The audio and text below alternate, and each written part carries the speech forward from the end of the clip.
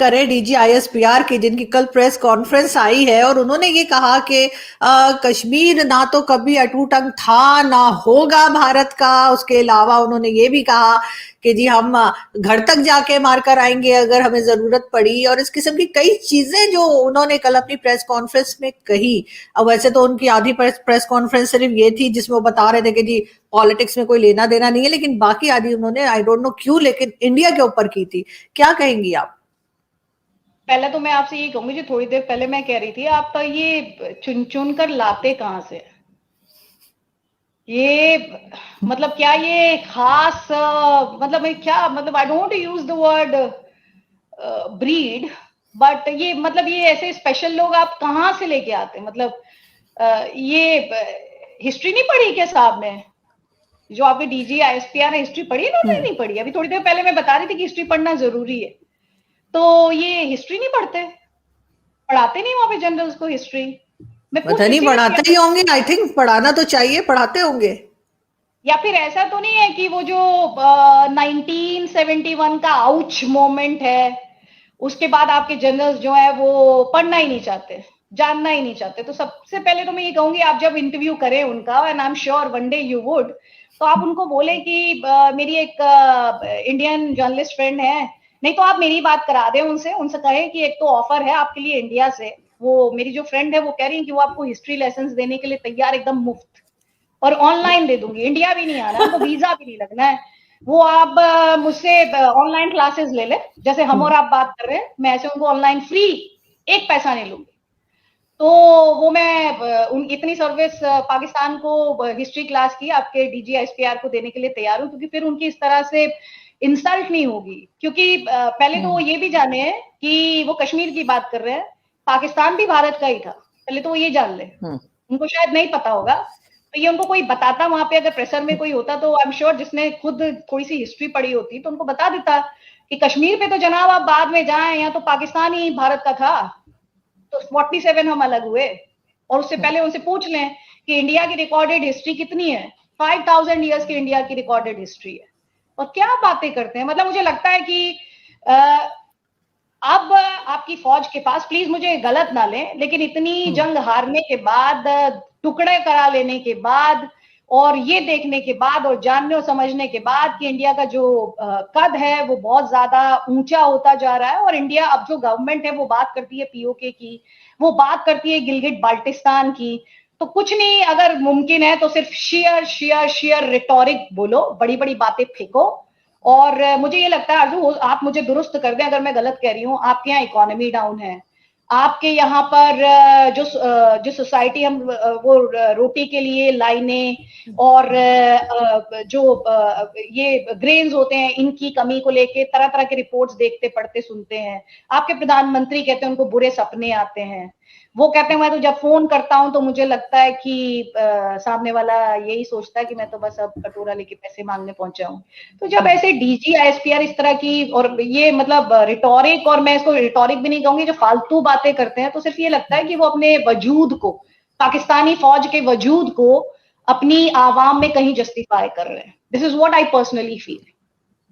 लेकिन इनसे पहले जो हमारे आर्मी चीफ रह चुके हैं बाजवा साहब, उन्होंने तो कहा था कि हम चाहते हैं कि टर्म्स बेहतर हों और एक साइड पर 10 साल के लिए रख दिया जाए कश्मीर को। इसके अलावा अभी रिसेंटली भी आई एम श्योर कि आप कुछ ना कुछ मीडिया को फॉलो करती होंगी पाकिस्तान के, हामिद मीर साहब जो जर्नलिस्ट हैं सीनियर, वो और नसीम जहरा, उनका एक क्लिप बड़ा चल रहा था कि जिसमें उन्होंने कहा कि जी बाजवा साहब ने कहा कि हम अभी जंग नहीं लड़ सकते, अभी हमारे पास फ्यूल नहीं है, सामान नहीं है, कुछ नहीं है। तो इस किस्म की बात उन्होंने की कि इसलिए हम जो है टर्म्स को बेहतर करना चाह रहे हैं। तो ये दो तरह की बातें आपके ख्याल से क्यों चल रही हैं? एक तरफ कुछ और कहते हैं पहले के आर्मी चीफ के बारे में, और इस वक्त डीजीआईएसपीआर बिल्कुल ही अलग बात कर रहे हैं। मुझे ये बहुत ही, मुझे नहीं लगता, देखें कि किसी भी कंट्री का जो बेसिक नेचर है आप वो बदल सकते हैं। I'm sorry, I'm talking about your country, but this is what I feel as an Indian, and that is what और वही इतिहास कहता है, अगर आप हिस्ट्री उठाकर देखें कि जब शांति की बात की जाती है, अमन चैन की बात की जाती है, तो मुझे याद है जिसके लिए प्राइम मिनिस्टर मोदी को बहुत गाली घर पर पड़ी थी ये चले गए थे नवाज शरीफ के यहाँ पर, आपके प्राइम मिनिस्टर के यहाँ पर, उस समय के जो प्राइम मिनिस्टर थे। उसके बाद काफी क्रिटिसिज्म हमने देखा है हर बार जब इस तरह की बातें होती हैं तो लोग कहते हैं कि आप क्यों चले गए थे, ये प्रधानमंत्री वहां पर क्यों गए थे। तो इंडिया ने तो अभी नहीं, वाजपेयी साहब के टाइम पे आरजू आप जानती हैं कि इंडिया ने कितनी कोशिशें की हैं। इंडिया को सिर्फ एक शिकायत है, उससे पहले आप इतिहास पटा पड़ा है, लेकिन मैं बहुत पीछे नहीं जाऊंगी, मैं पिछले 5-6 साल की बात आपसे करना चाहती हूँ। आप अभी आपने जिक्र किया कि 10 साल एक देश रख ले, 10 साल एक देश रख ले। भाई आप कैसे रख ले, जो चीज आपकी है नहीं आप कैसे रख ले, आपने तो उस पर कब्जा किया हुआ है।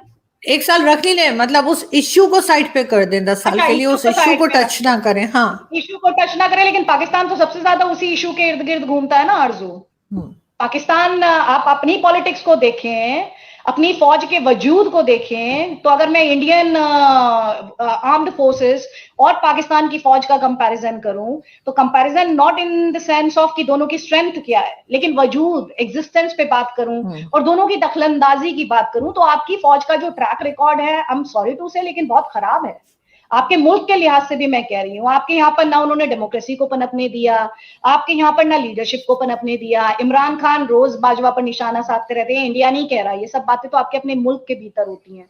और दूसरी बात ये भी है कि ये एक मुझे लगता है जब कोई रास्ता नहीं दिखाई देता है तो आप एक तरफ बात करने लगते हैं कि आप बातचीत करेंगे, बातचीत की बात, और फिर दूसरी तरफ होता है घात। जैसे मैं एग्जांपल दूंगी, आपके विदेश मंत्री बिलावल भुट्टो जरदारी इंडिया आएंगे एससीओ समिट में पार्टिसिपेट करने के लिए, आपने भी शो किया था उसके ऊपर।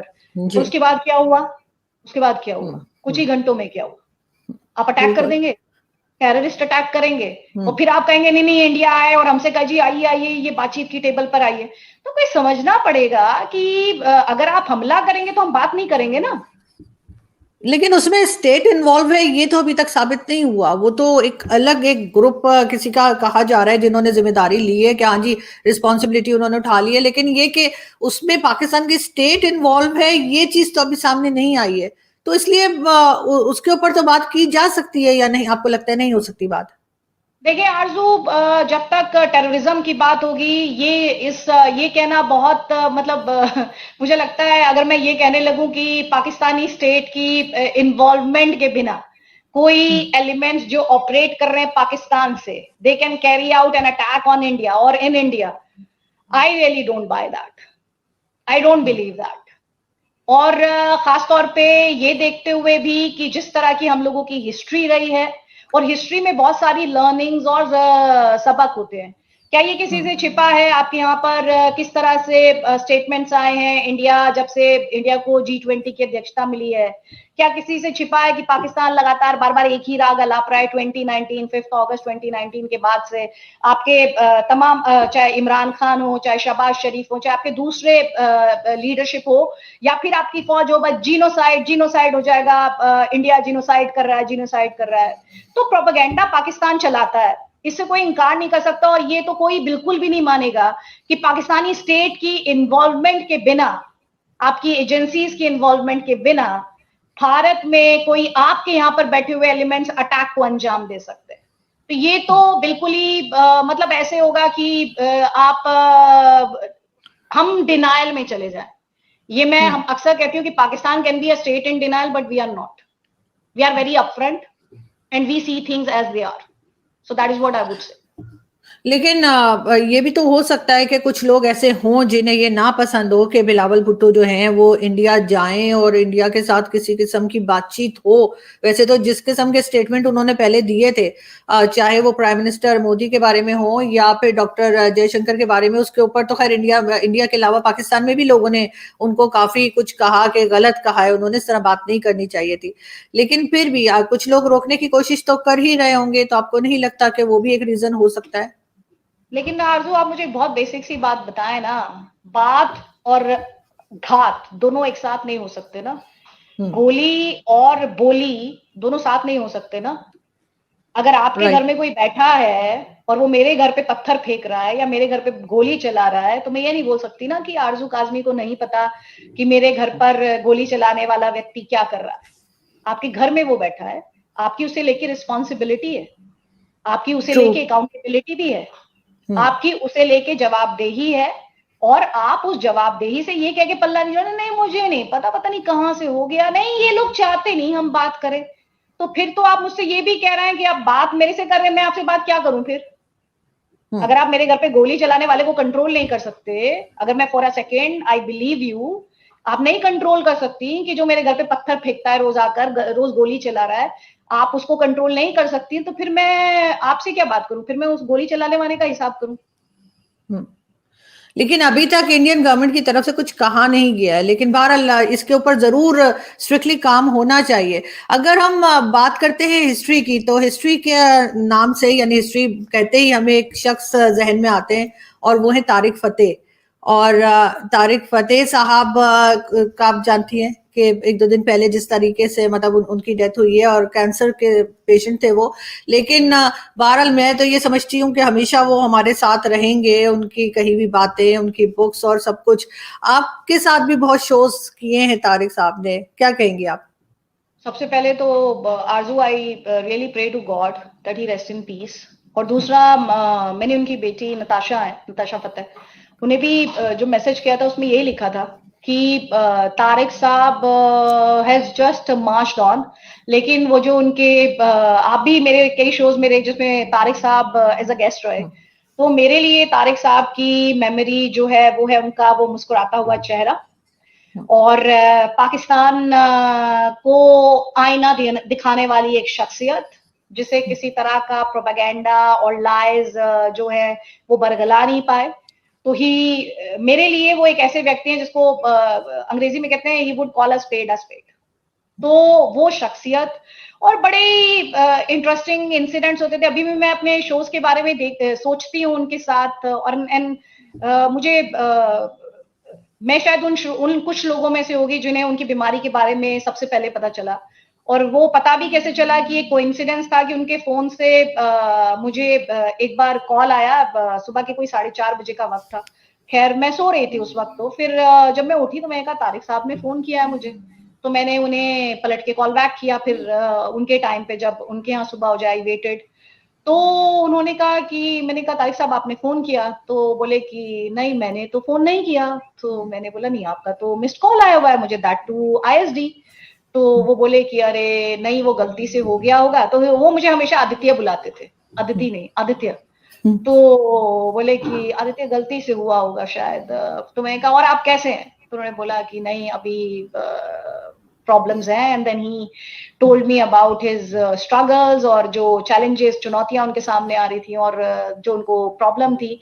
और आज मुझे एक, मैं बहुत ज्यादा दुखी हूँ, लेकिन मुझे एक बात का ये सुकून है कि बीते कुछ महीनों में मेरा जो उनसे पर्सनल जो राब्ता होता है वो थोड़ा ज्यादा हुआ। क्योंकि मैं उन्हें हमेशा बोलती थी कि अगर आपको कभी जरूरत हो तो नताशा ना हो तो you can call me, I have ailing parents at home, so I know how a daughter feels and all. तो हमारे बीच उस तरह के इंटरेक्शंस हुए, पर्सनल लेवल पर काफी हुए। तो मैं इस बात को लेके मैं थोड़ा सा सुकून है कि वो चले गए हैं, लेकिन उनकी मेमोरीज हैं, उनकी वो जो शख्सियत और जो बातें, जो लाइन ऑफ बिल्कुल। आर्गुमेंट, आरजू आपने भी महसूस किया होगा, एकदम धारदार, और कई बार बहुत ही टेंस डिबेट हो रहा है।